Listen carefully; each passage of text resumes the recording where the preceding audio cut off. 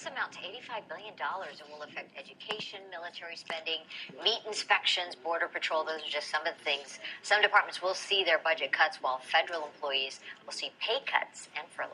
All right, so when does the sequester actually kick in, and what does it mean to us? We got to ask our financial expert and author, Alan Half, joins us again with his take on this. Good to see you. Thanks for coming by. Hey, thanks for having me back. Okay, just to kind of start at the beginning. Mark, your mic's on. What exactly is the sequester, and why is it happening? We'll just start at the beginning. Right, so this takes us back to 2011. Congress couldn't decide on where to make spending cuts. The deficit ceiling, there was a lot of things going on, and they said, hey, let's just make this deadline coming up now, which is March 1st, and by then we'll figure all this out. Hasn't happened. So now what they did is they basically enacted forced cuts across the board. Right. All departments in the government, for the most part. Yeah. There's some things that are exempt from it, like Social Security, Medicare, Medicaid. But across the board, there's cuts going on all over the government right now. Small cuts, but we will feel them rippled across the economy. Now let's talk a little bit about what we're going to be feeling. Immediately, you were saying traveling is probably going to be impacted the biggest. But down the line, we're going to see other things. Yeah, there's a lot in. I mean, the government's this huge mothership, right? So there's a lot of different places that the cuts are going to be felt. But travel, I think, is the most immediate. Going on a cruise ship, lines at the airports, maybe some flight delays. But as time goes on, if you have kids in the Head Start program, there might be some cuts in education. To me, that's the most important thing to look at. Where the cuts going on in education, but we will feel them in a lot of different places. In terms of a quick fix happening, a lot of analysts had predicted that this was probably going to happen. Yeah. We were going to feel it for a couple of weeks, but that Congress was going to be forced to come up with another quick fix type situation. Do you feel that's going to happen? Yeah. What usually happens with things like this is that the sequestering happened, and now Congress will kind of come back from vacation, which is they're on right now, and they'll figure something out. My guess is we'll probably wind up being some small tax increases and some compromises on where the cuts are actually going to be made. And I think what's so frustrating for Americans is we're watching Congress and we're watching them disagree and just come to a stalemate and the party lines, and it's incredibly frustrating because you think, why can't they work together on this and make something happen? Right, because the Democrats say, let's get rid of some of the tax loopholes that the Republicans like, and the Republicans are saying Democrats are spending too much money.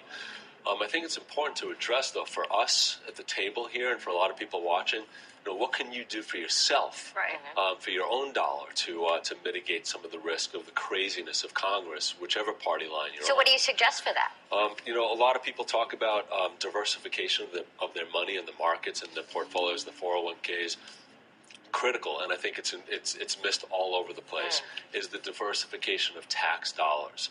A lot of people will wake up in retirement due to the American culture of saving money in 401ks, and they're going to wake up and every dollar that gets out of the 401k is going to be taxed at probably the highest levels around, because we're still in a historically low tax rate environment.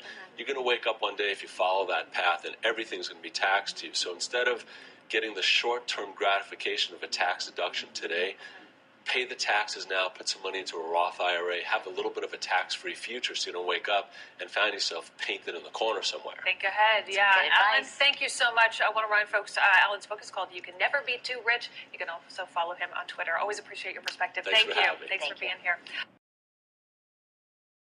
All right, President Obama talking about the sequester as he gets into the politics of it. We should say that House Speaker John Boehner has said we've dealt with taxes, we've dealt with the revenue side.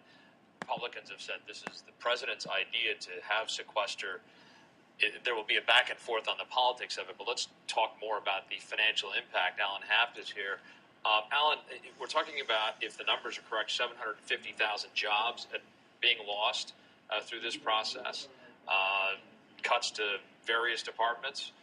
What is the impact? You were looking at the numbers in the markets right now. What will happen on the stock market?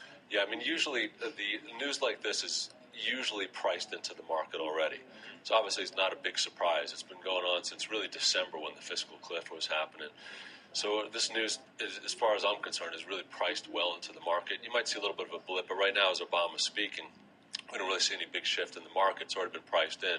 Companies are strong. Balance sheets are very attractive right now. I personally believe that the markets are going to still ascend towards the up. And if you're concerned, though, about the budget cuts and things like that, and you're picking individual stocks, you may want to stay away from things like some companies, like a Boeing, for example, that relies heavily on government spending.